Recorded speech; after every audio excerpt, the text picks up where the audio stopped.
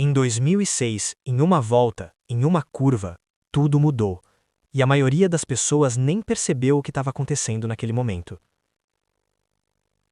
A temporada de 2006 da Fórmula 1 foi uma das mais intensas da história.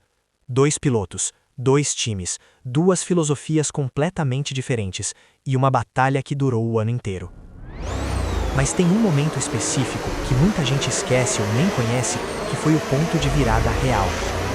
Hoje eu vou te mostrar exatamente o que aconteceu, como aconteceu e por que aquele instante mudou o campeonato para sempre.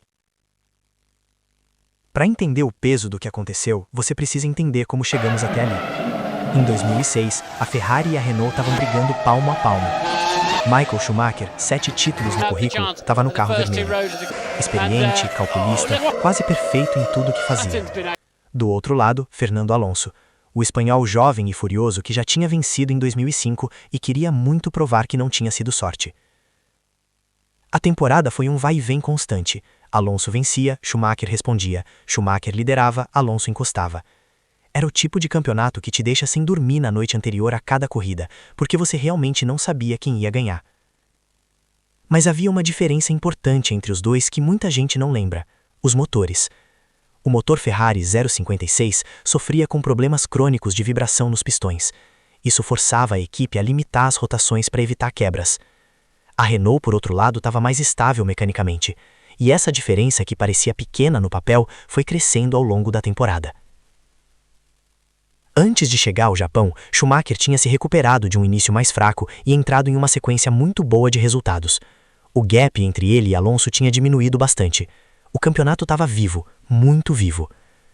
Mas tem algo que quase ninguém fala quando discute 2006, a pressão psicológica que existia dentro das equipes.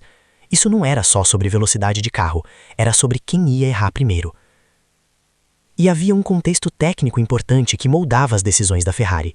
Eles tinham um motor mais potente da grade, mas para bater a consistência da Renault precisavam rodar no limite extremo de rotações. Era uma aposta agressiva. Schumacher estava forçando o ritmo para garantir que Alonso não tivesse espaço para respirar, mantendo o motor em um regime de estresse contínuo. A estratégia era clara: dominar pela força bruta, pressionar tanto que a Renault não aguentasse o ritmo.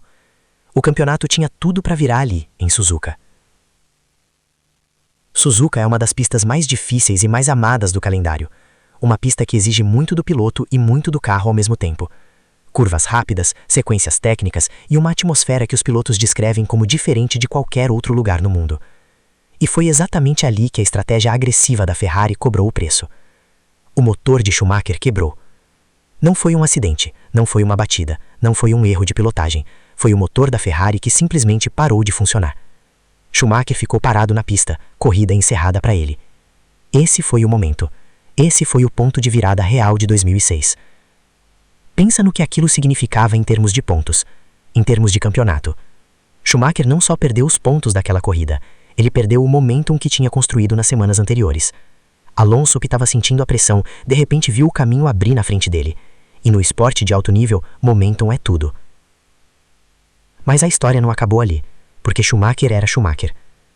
No GP do Brasil, a penúltima etapa da temporada, ele ainda estava matematicamente vivo no campeonato. Ainda tinha uma chance, pequena, mas real. E ele foi lá. Nas primeiras voltas da corrida, um toque com Fisichella furou o pneu de Schumacher. Ele caiu para último lugar. Para qualquer outro piloto, aquilo era o fim. Corrida perdida, campeonato encerrado, vai para casa. Mas ele não foi para casa. Schumacher passou o pelotão inteiro, uma ultrapassagem atrás da outra. Foi de último para quarto lugar dentro da mesma corrida. Foi uma das corridas de recuperação mais impressionantes que a Fórmula 1 já viu. Um espetáculo que em qualquer outro contexto teria sido o momento mais falado da temporada. Só que não era suficiente. Os pontos que ele precisava não vieram. Alonso foi campeão.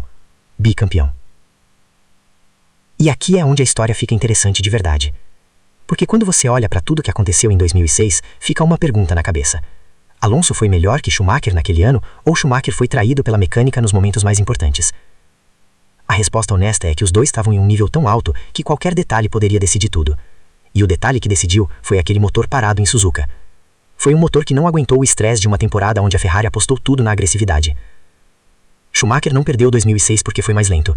Não perdeu porque errou ou tomou decisões ruins. Ele perdeu porque o carro não aguentou a estratégia que ele e a Ferrari escolheram para tentar ganhar. Isso não tira o mérito de Alonso.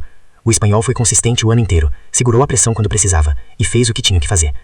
O título foi merecido. Mas 2006 ainda gera discussão até hoje exatamente por isso, por causa daquele motor, por causa daquela corrida em Suzuka, por causa de um momento que a maioria das pessoas não percebeu enquanto estava acontecendo, mas que definiu tudo. E tem mais um peso nessa história que vale mencionar. Depois de 2006, Schumacher saiu da Fórmula 1. Quando voltou em 2010 com a Mercedes, ele não estava mais no mesmo nível de antes. O 8º título, que parecia tão possível naquele ano, nunca veio. Então aquela quebra de motor em Suzuka pode ter sido o último momento real onde Schumacher tinha uma chance legítima de chegar a 8, e escorregou por algo que estava completamente fora do controle dele. É por isso que 2006 não é só uma temporada. É uma história sobre o quanto uma corrida, um motor, uma curva, pode mudar tudo. Se inscreve no canal para não perder o próximo vídeo.